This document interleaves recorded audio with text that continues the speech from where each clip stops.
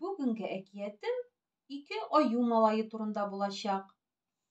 Борын заманда түгел, бүгенге заманда яшәгән ди булган ди ике аю малайы, Гали белән Вәли.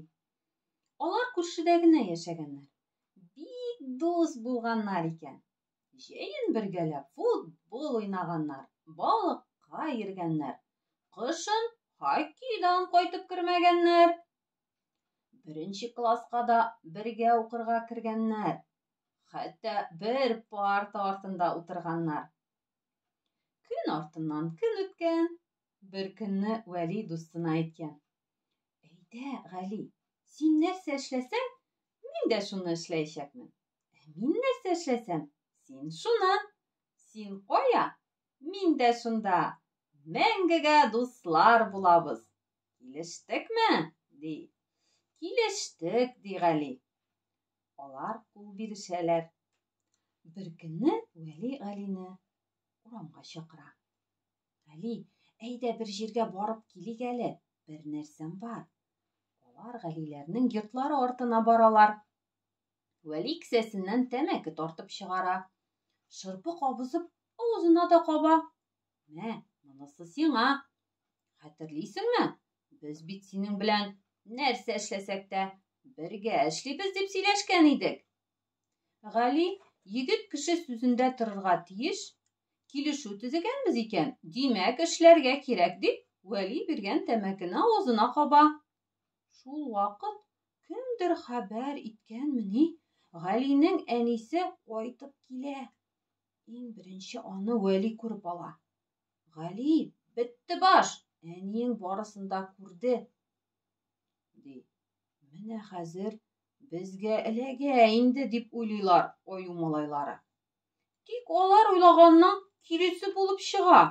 Галинең әнисе малайларны күрмәмешкә салышып, аларның алдыннан узып китә.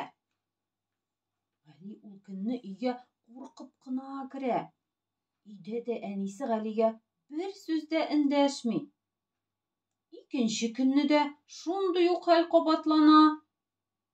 "Улым, әйдә ашарга" дип чакыручы да, ягымлы итеп тәмле йокылар теләүче дә булмый.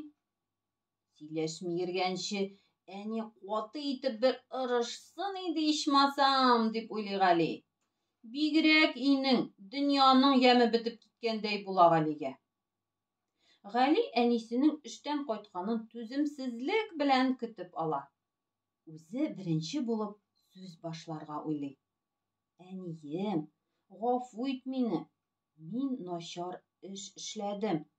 Бүтән аны бер кайчан да авызыма алмаячакмын", ди. "Үзеңнең хатаңны аңлавың бик әйбәт булган", ди әнисе аның башын сыйпап. "Без әтиең белән сиңа тәмәкенең зыяны турында сөйләгән идек. Оныттыңмы әллә, улым?" Гали әнисенә Вәли белән килешү төзүен сөйләп бирә. "Әгәр дә әйдә биектән сикерәбез дисә, аннан да сикерер идеңме?" дип сорый әнисе. Гали бер сүз дә эндәшми. Әнисенең дөрес әйткәнен аңлый иде ул.